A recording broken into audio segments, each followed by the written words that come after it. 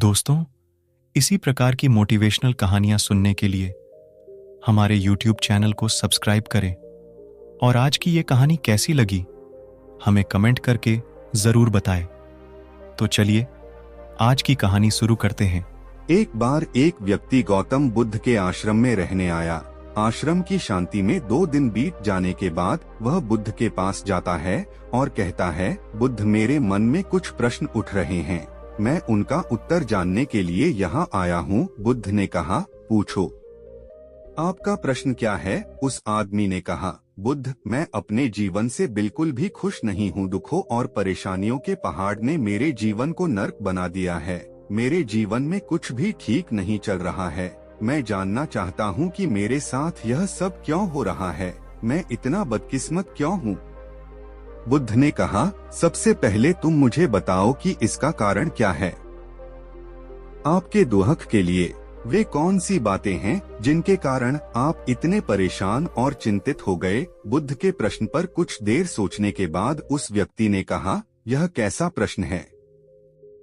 मैंने आपसे एक प्रश्न पूछा और आप उत्तर देने के बजाय पूछ रहे हैं। बुद्ध उस व्यक्ति की बात सुनकर मुस्कुराए। यदि तुम अपने दुख का कारण नहीं जानते हो तो तुम मुझसे यह उम्मीद कैसे कर सकते हो कि मैं तुम्हारे दुख का कारण जान पाऊंगा?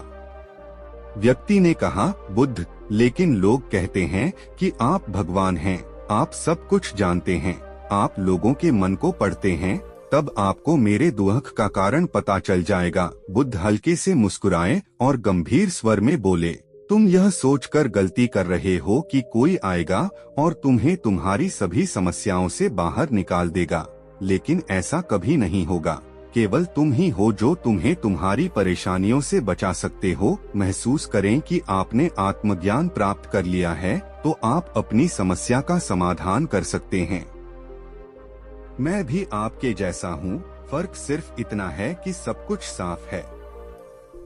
जिस दिन आपके जीवन की सभी समस्याएं दूर हो जाएंगी, उसी दिन से आपकी भी समस्या के लिए बुद्ध के पास जाने की जरूरत नहीं पड़ेगी। बुद्ध ने उस व्यक्ति से पूछा, क्या तुमने कभी किसी फूल को ध्यान से देखा है? यह सुनकर वह व्यक्ति आश्चर्यचकित हो गया और बोला, बुद्ध, फूल तो एक साधारण सी चीज है, इसे तो सभी ने देखा है।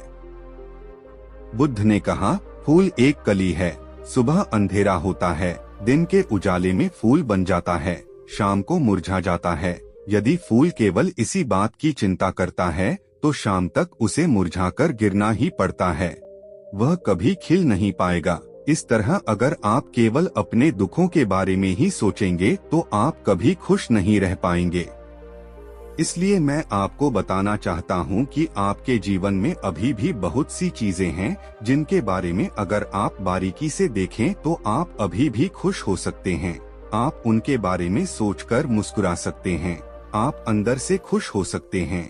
आप अपने जीवन की कमजोरी के बजाय अपने जीवन के सर्वश्रेष्ठ पर ध्यान केंद्रित करें। यदि आप अपने जीवन में खुशी चाहते हैं तो आपको इस शाश्वत नियम का पालन करना होगा, अच्छे पर ध्यान देना होगा और जीवन में सकारात्मक चीजें। मैं तुम्हें सिर्फ रास्ता दिखा सकता हूँ। मैं तुम्हें दिखा सकता हूँ कि उस रास्ते पर कैसे चलना है, लेकिन तुम्हें उस रास्ते पर चलना होगा। बुद्ध के ऐसे शब्द सुनकर वह आदमी कुछ देर तक शांत बैठा रहा। फिर उसने कुछ सोचा और कहा, लेकिन बुद्ध, मैं चलता हूँ, एक बात समझ नहीं आ रही, क्या मेरा पूरा जीवन एक ही तरीके से हल हो सकता है?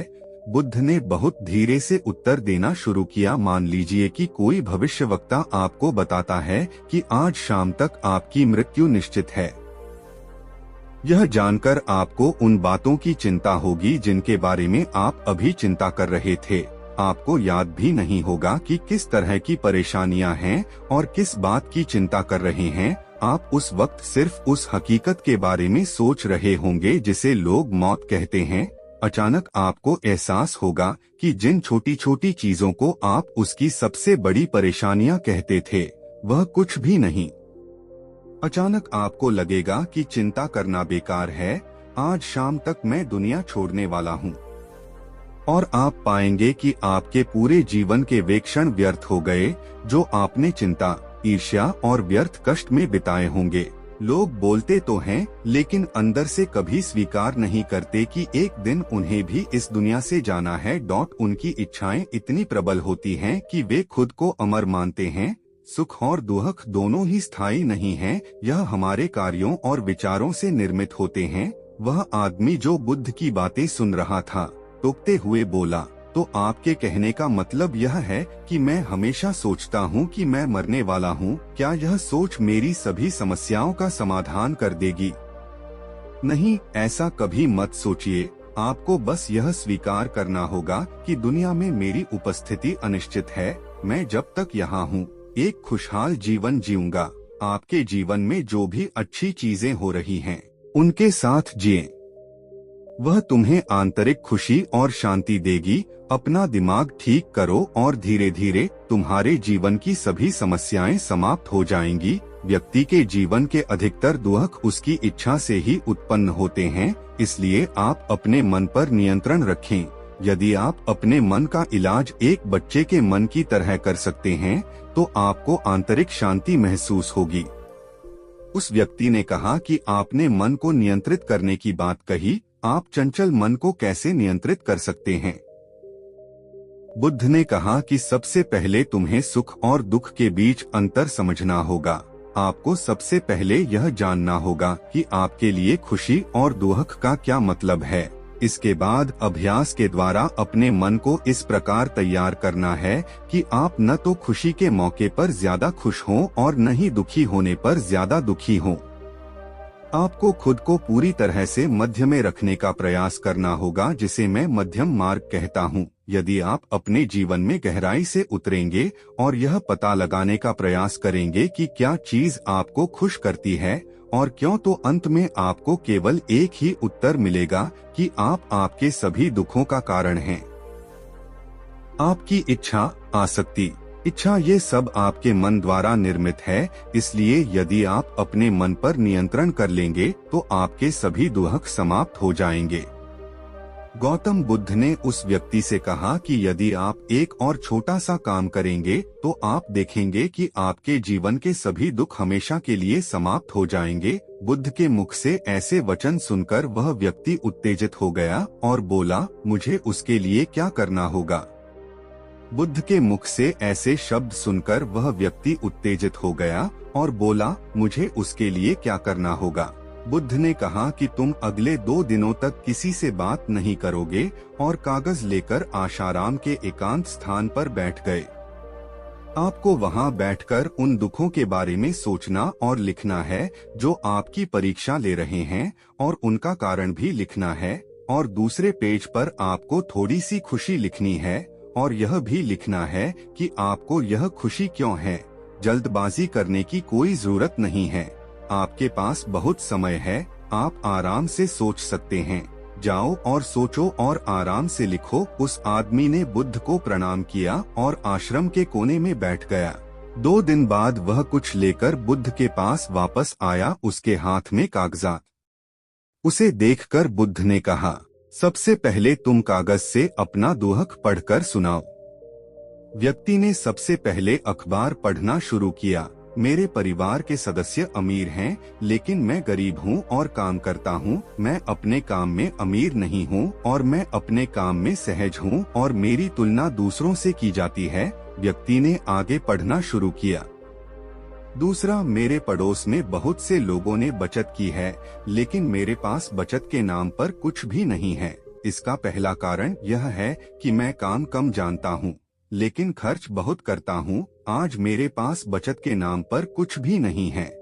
मेरी पत्नी काफी समय से बीमार है और उसकी बीमारी का कारण मैं हूँ। मेरी लापरवाही के कारण मैं उसे कभी किसी डॉक्टर के पास नहीं ले गया। मैंने इसे भाग्य पर छोड़ दिया। शायद यह मेरी अपमानजनक इच्छा थी कि अगर मैं बीमारी से मर जाऊं, तो मैं एक खूबसूरत महिला से शादी करूंगा। चौथा, मैं मन में फ्री पैसे पाने के बारे में सोचता रहता हूँ, परंतु योजना पूरी नहीं होती। मैं दुख के सागर में डूब जाता हूँ, फिर यह दुख मुझसे सहन नहीं होता और इसका कारण मैं ही हूँ। मुझे पता है कि मेरे पास अल्कोहल पीने के लिए पैसे नहीं हैं।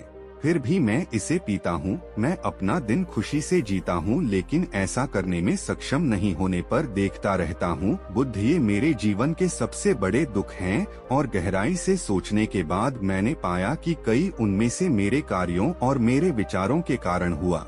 ये सुनने के बाद आपने मुझे खुशी का पेपर पढ़कर सुनाया। पिछले 2 दिनों में मैंने जो कुछ भी महसूस किया वैसा मैंने अपने जीवन में कहीं भी अनुभव नहीं किया। पिछले 2 दिनों में मुझे एहसास हुआ कि वास्तविक शांति और आनंद कितना महान है और मैं इसका अनुभव करके बहुत खुश हूँ। मेरी खुशी के कारणों की सूची बहुत लंबी है। इसे पढ़ने और समझने में बहुत समय लगेगा। उस व्यक्ति के मुंह से ऐसी बातें सुनकर वह व्यक्ति मुस्कुराया और बोला, सिर्फ आपके लिए ही नहीं बल्कि हम सभी के लिए कारण एक ही है। वह व्यक्ति अपना बहुत सारा समय बर्बाद करता है। आप दुख का कारण ढूंढने में लगे हैं।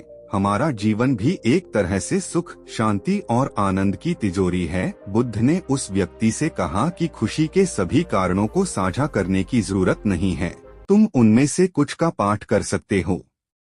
वह व्यक्ति बड़ी मुस्कुराहट के साथ पढ़ने लगा, पहली खुशी क्योंकि मैं जीवित हूँ और दुनिया में रह रहा हूँ और मैं स्वस्थ हूँ। मेरे माता पिता, एक पत्नी और 2 बच्चे हैं। ऐसे ही मेरे पिता के पास कई अनमोल खजाने हैं, जैसे मेरे माता पिता का प्यार, मेरी पत्नी का प्यार, मेरे बच्चों का प्यार और एक पिता की खुशी। दूसरा कारण यह है कि मैं कड़ी मेहनत कर सकता हूँ। मैं कोई भी काम कर सकता हूँ। आपकी आय में कोई बाधा नहीं आ सकती और आप अपने परिवार की सभी जरूरतों को पूरा कर सकते हैं। मुझे खुशी है कि मैं एक खुशहाल परिवार बना सकता हूँ। मैं अपनी तुलना अपने भाइयों, अपने पड़ोसियों से करता हूँ और आपने कृपा करके मुझे मानवता वाला इंसान बनाया है। सभी बुरी आदतों को छोड़कर आप सुखी और खुशहाल जीवन जी सकते हैं। और मेरे लिए सबसे बड़ी खुशी और सौभाग्य की बात यह है कि मुझे एक जगह मिल जाए और जब तक मैं इस दुनिया में हूँ हमारी इच्छा और आसक्ति ही सभी दुखों का कारण है। मैं खुद को जानने की पूरी कोशिश करूँगा और मैंने कभी नहीं किया। जीवित रहे। अब आप अपने परिवार के पास रह सकते हैं। यह जीवन सबके साथ है। आपके जीवन में कोई भी परेशानी आपको घेरने की कोशिश कर सकती है। जीवन अपने आप से कहने के लिए बहुत छोटा है और इस जीवन में आप चिंताओं और दुखों को खुद पर हावी नहीं होने देंगे। शांति से बैठकर उस दुख का कारण जानने का प्रयास करें और यदि मिल जाए तो उसे नष्ट कर दें। इस तरह आप मानसिक शांति और कभी न खत्म होने वाली खुशी पा सकते हैं।